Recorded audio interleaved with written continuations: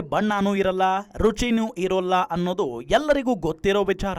ಸಮುದ್ರದ ನೀರು ಮಾತ್ರ ನೀಲಿ ಬಣ್ಣದಲ್ಲೇ ಕಾಣುತ್ತೆ. ಆದರೆ ಇತ್ತೀಚೆಗಿನ ವಿಜ್ಞಾನ ಜರ್ನಲ್ ನೇಚರ್ ವರದಿ ಪ್ರಕಾರ ಪ್ರಪಂಚದ ಅನೇಕ ಭಾಗಗಳಲ್ಲಿ ಸಮುದ್ರದ ನೀರು ಹಸಿರು ಬಣ್ಣಕ್ಕೆ ತಿರುಗುತ್ತಿದೆ. ಆದರೆ ಕೆಂಪು ಸಮುದ್ರವೊಂದು ಇದೆ ಅಂದ್ರೆ ನಂಬ್ತೀರಾ? ನೀಲಿ ಸಮುದ್ರ ಕೆಂಪು ಬಣ್ಣಕ್ಕೆ ಬದಲಾಗ್ತಾ ಇರೋದನ್ನ ನೋಡಿದ್ದೀರಾ? ಯಾಕಂದ್ರೆ ಇರಾನ್ನಲ್ಲಿ ಇಂಥದ್ದೊಂದು ಅಪರೂಪದ ವಿದ್ಯಮಾನ ನಡೆದಿದೆ. ಭೀಕರ ಮಳೆಯಿಂದಾಗಿ ಕಡಲ ತೀರ ಕೆಂಪು ಬಣ್ಣಕ್ಕೆ ಬದಲಾಗಿದೆ.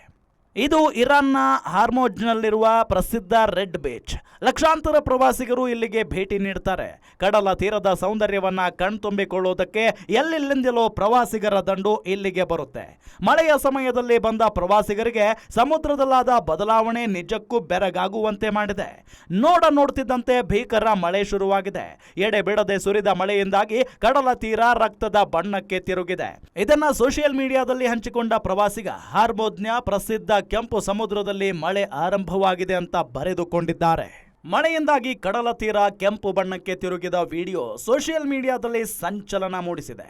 ವಿಡಿಯೋ ನೋಡಿದವರೆಲ್ಲ ಇದು ರಕ್ತದ ಮಳೆಯಿಂದ ಆಗಿರುವ ವಿದ್ಯಮಾನ ಅಂತಂದ್ರೆ, ಮತ್ತೆ ಕೆಲವರು ಇದು ಅಪಾಯದ ಮುನ್ಸೂಚನೆ ಅಂತ ಹೇಳ್ತಿದ್ದಾರೆ. ಅಷ್ಟಕ್ಕೂ ಮಳೆಯಿಂದ ಸಮುದ್ರದ ಬಣ್ಣ ಬದಲಾಗುತ್ತಾ ಅಥವಾ ಆ ಭಾಗದಲ್ಲಿ ನಿಜಕ್ಕೂ ರಕ್ತದ ಮಳೆ ಆಗುತ್ತಾ ಅನ್ನೋ ಪ್ರಶ್ನೆಗೆ ಅಸಲಿ ಉತ್ತರವೇ ಬೇರೆ.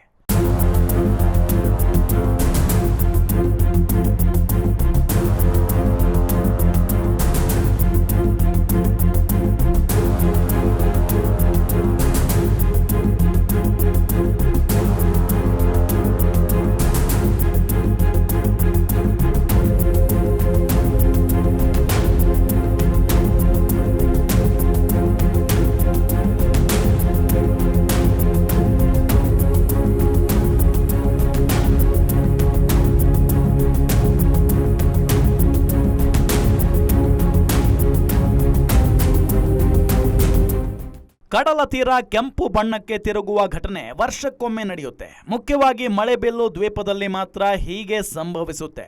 ಇದಕ್ಕೆ ಕಾರಣ ಏನಂದ್ರೆ, ಇಲ್ಲಿನ ಜ್ವಾಲಾಮುಖಿ ಮಣ್ಣಿನಲ್ಲಿ ಹೆಚ್ಚಿನ ಕಬ್ಬಿಣದ ಆಕ್ಸೈಡ್ ಅಂಶಗಳಿವೆ.